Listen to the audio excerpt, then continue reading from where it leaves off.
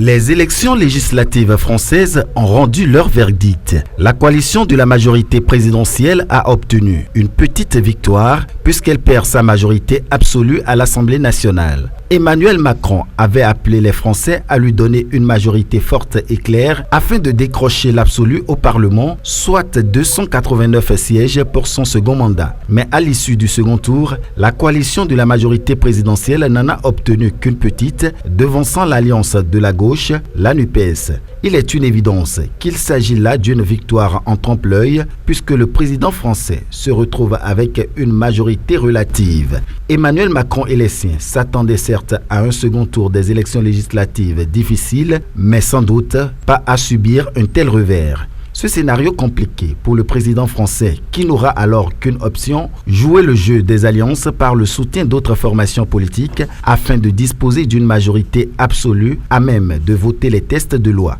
Pour ce faire, Emmanuel Macron rencontre depuis mardi les chefs des différentes formations politiques afin d'essayer de tâter le terrain de la nouvelle Assemblée nationale et d'éventuellement trouver de nouveaux partenaires devant l'aider dans sa gouvernance.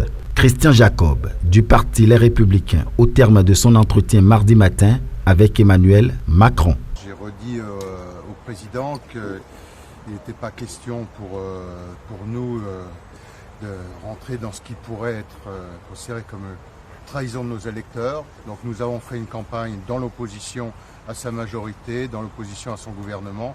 Nous restons dans l'opposition de manière déterminée, mais responsable. Jamais on ne sera dans le blocage des institutions, mais il n'est pas question de rentrer dans une logique de pacte, de coalition, de participation ou quoi que ce soit de cette nature.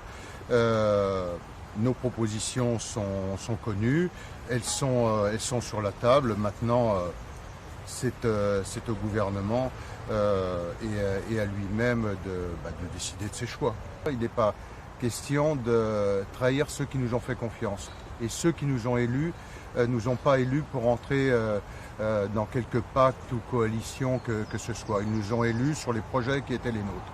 Olivier Faure de la France Insoumise, élu de la liste de la NUPES, semble abonder dans la même dynamique. Ce vote du peuple français est un vote sanction, dit-il, contre Emmanuel Macron. Les Français ont été clairs dans le message qu'ils ont adressé. Ils ont à la fois élu un président et n'ont pas voulu lui donner de majorité absolue. Donc la période jupitérienne, elle est terminée. Et c'est les Français qui l'ont dit, c'est pas moi qui le dis. Et je pense que il faut que le président en prenne conscience et qu'il accepte d'entrer dans une autre phase, qui est une phase beaucoup plus parlementaire, où il faut chercher à entendre les points de vue et pas seulement de rester dans un périmètre restreint, mais de chercher à entendre toutes et tous. En fait, Emmanuel Macron a eu un premier quinquennat où il a concentré de manière extraordinaire tous les pouvoirs dans ses seules mains. J'espère qu'il a compris que cette période-là était totalement achevée et que ce n'était plus possible.